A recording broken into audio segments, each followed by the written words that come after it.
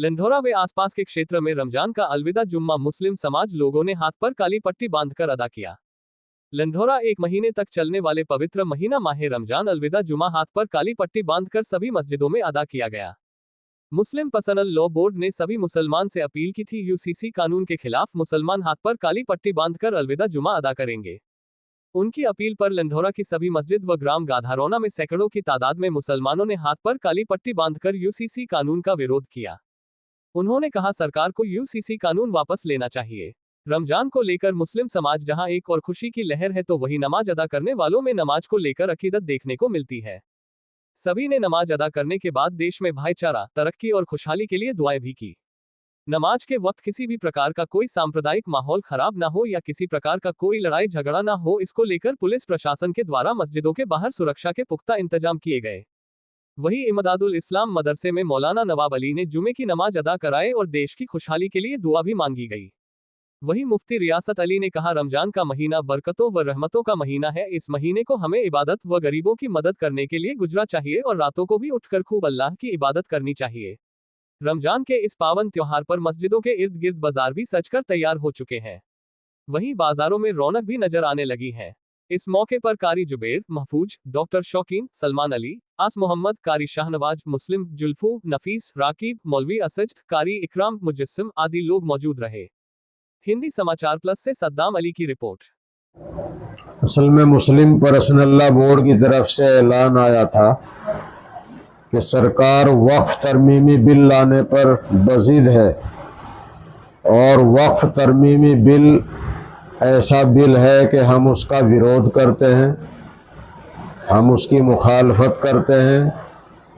अमन और शांति के साथ उसके खिलाफ अपना विरोध जिताने के लिए मुस्लिम पर्सनल लॉ बोर्ड की अपील पर मुसलमानों ने काली पट्टी बाजू पर बांधकर नमाज जुमा अदा की, ताकि अपना गम और अपनी नाराज़गी जाहिर की जाए कि वक्फ तरमीमी बिल, ये संविधान में जो अधिकार हम लोगों को दिया गया है अपने अपने मज़हब पर आज़ादी के साथ अमल करने का, जो औक़ाफ़ शरइया हैं उनके ताल्लुक़ से जो अधिकार हम लोगों को मिला हुआ है, तो सरकार उस बिल को लाकर हमारे वो इख्तियारात ख़त्म करना चाहती है।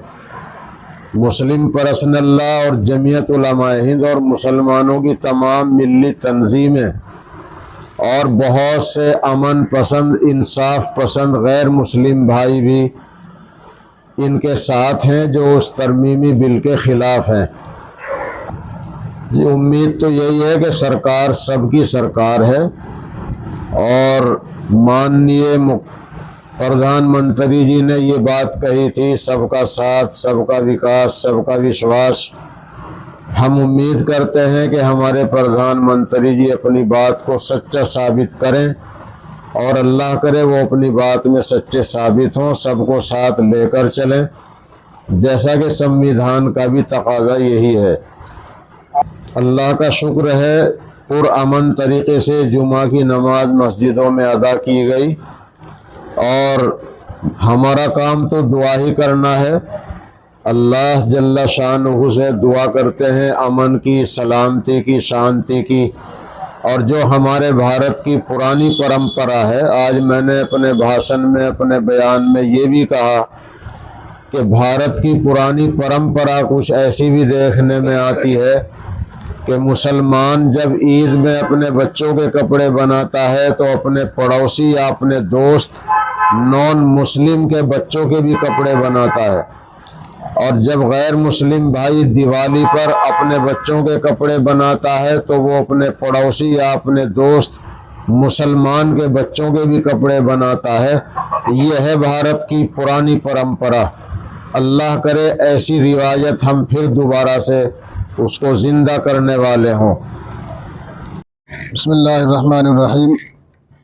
हुकूमत हिंद जो एक बिल ला रही है, वक्फ तरमीमी बिल, इसके ख़िलाफ़ मुस्लिम पर्सनल लॉ ने जो ऐलान किया है कि रमज़ान मुबारक का जो आखिरी जुमा है, उस जुमा को हम सब मुसलमान अपने हाथ पर काली पट्टी बांधकर अपना विरोध जता रहे हैं कि बिल जो है मुसलमानों के ख़िलाफ़ है और इस बिल के ज़रिए से हुकूमत जो है हमारी जो वक्फ की जो इमलाक है, जो मिल्कियत है, उसको कब्ज़ा करना चाह रही है और हमारी मसाजिद, हमारे कब्रिस्तान, हमारी ईदगाह, इस तरह की जो ज़मीनें हैं सरकार उसको अपने कब्ज़े में लेना चाह रही है। क्या कहेंगे सरकार से, क्या अपील करेंगे कि बिल वापसी होना चाहिए?